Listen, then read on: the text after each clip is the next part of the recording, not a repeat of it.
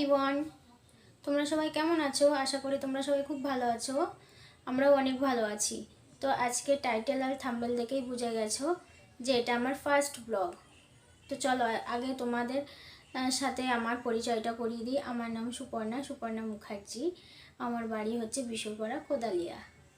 আমার ফ্যামিলিতে আমি, আমার একটা ছোট্ট মেয়ে আর আমার হাজব্যান্ড, আমরা 3 জন। তো আমার ছোট্ট পরিবার, আর তোমরা হলে আজ থেকে আমার নতুন পরিবার। তো আমার এই চ্যানেলটিতে তোমরা আমার ডেলি লাইফস্টাইলের ব্লগ দেখতে পাবে। তো বন্ধুরা, আমার ব্লগটি যদি তোমাদের ভালো লেগে থাকে, আমার ভিডিওটি দেখে যদি তোমাদের ভালো লেগে থাকে, তো অবশ্যই আমার পাশে থেকো, আমার সাথে থেকো, আমাকে সাপোর্ট করো। তোমাদের সাপোর্টের আমার সত্যি খুব প্রয়োজন।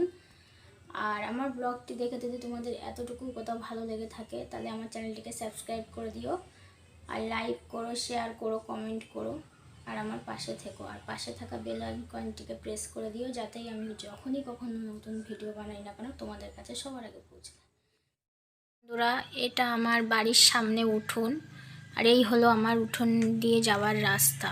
এটা আমাদের বাড়ির থেকে বেরোনোর রাস্তায়। এইটুকু দেখো, বাড়ির সামনের রাস্তাটা কত সুন্দর লাগছে। রাস্তাটা নতুন তৈরি করলো।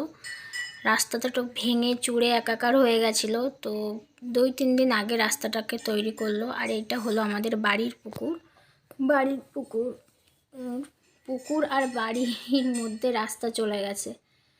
তো দেখো, দেখতে থাকো কি সুন্দর লাগছে দেখো। আর আমাদের এই জায়গাটায় বিকেল হলে খুব সুন্দর লাগে দেখতে, খুব সুন্দর লাগে, কারণ শান্ত নিরিবিলি পরিবেশ, এই জন্য এত ভালো লাগে।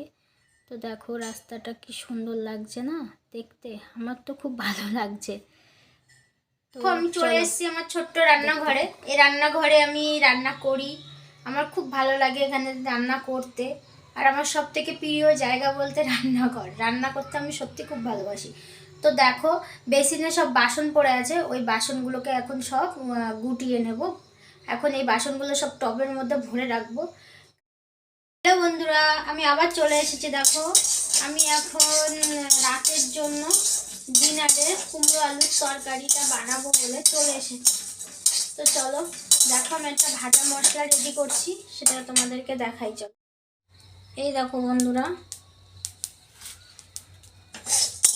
এই দেখো, এতে দিয়েছি তোমার লঙ্কা, শুকনো লঙ্কা, ধনে, আর হচ্ছে জিরে, গোটা জিরে, গোটা ধনে, আর হচ্ছে শুকনো লঙ্কা। ভালো করে শুকনো কড়াইতে আমি রোস্ট করে নেব। নিয়ে এটা যখন ঠান্ডা হয়ে যাবে, তারপরে আমি এই যে শিল আছে, শিলে আমি এটাকে গুঁড়ো করে নেব। তো চলো দেখতে থাকো তোমরা। এটা আমার রোস্ট হয়ে গেছে, এটাকে আমি বন্ধুরা, আমি কুমড়ো আলুর তরকারিটা রান্না করবো বলে কড়াইটা বসিয়ে দিয়েছি। কড়াইটা গরম হয়ে গেছে, ওতে আমি তেল দিয়ে দিয়েছি। আর এটা আমি সর্ষের তেলে রান্না করব। তো তেলটা দেওয়ার পরে তেলটা একটু গরম হোক, তারপর তেলের মধ্যে আমি এক এক করে এর মধ্যে দেব তেজপাতা, শুকনো লঙ্কা, 5 ফোড়ন দিয়ে ভালো করে যখন মশলাগুলো ফ্রাই হয়ে যাবে, তারপরে আমি এর মধ্যে দিয়ে দেবো কেটে রাখা কুমড়ো আর আলু।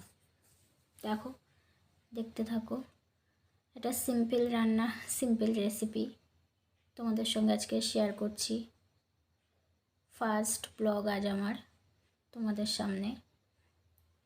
তো দেখো, একটা ছোট্ট রান্না, ছোট্ট তরকারি শেয়ার করছি তোমাদের সাথে। দেখো, আমার তরকারিটা রেডি, তরকারিটা নামানো হয়ে গেছে। দেখো, দেখতে ঠিক এমন হয়েছে।